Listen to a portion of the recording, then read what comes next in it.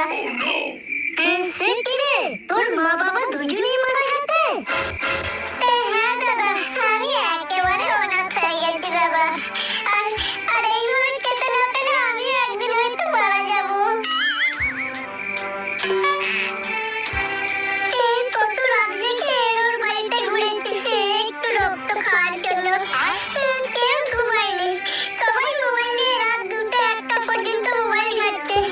রক্ত খাওয়ার সুযোগই পাইনি দাদা। আরে কি কষ্ট মশাটা। আয় আয় ভিতরে আয় ভাই, আমার মশাদের ভিতরে আছে। এই দাদা, আয় ভিতরে যাবো? আরে হ্যাঁ রে, এসে পেট ভরে আমার রক্ত খেয়ে যা। আয় ভাই ভিতরে আয় ভাই।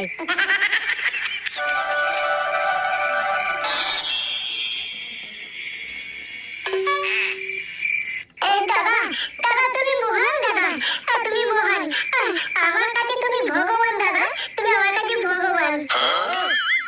ধুর পাগলা, কি যে বলিস না তুই। আমি কোনো ভগবান টগবান নই, বুঝলি? এটা তো আমার কর্তব্য রে পাগলা। নে নে, এখন তুই মন ভরে রক্ত খা আমার। ঠিক আছে দাদা।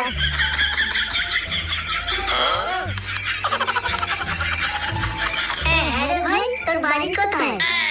আমার বাড়ি ওই তো তোমাদের পায়খানা ঘরের পিছনের দিকে। বুঝলাম। তা ভাই তোর নাম কি? আমার নাম দাদা একদিন। একদিন? একদিন আবার তোর নাম হয় নাকি? হ্যাঁ দাদা, আমার নাম একদিন। কারণ আমি একদিনে জন্মেছি তো, তাই আমার নাম একদিন। ধুর, কি যে বলিস না তুই, একদিনে আবার কারোর জন্ম হয় নাকি? না গো দাদা, আমি একদিনই জন্মেছি। এর পিছনে অনেক বড় গল্প আছে যে। কি বলছিস রে বড়া, তোর আবার জন্মানোর গল্প আছে? হ্যাঁ দাদা, তুমি শুনলে না পুরো অবাক হয়ে যাবে। অবাক হয়ে যাবো? তাহলে শোনা দেখি কি গল্প তোর। তবে শোনো।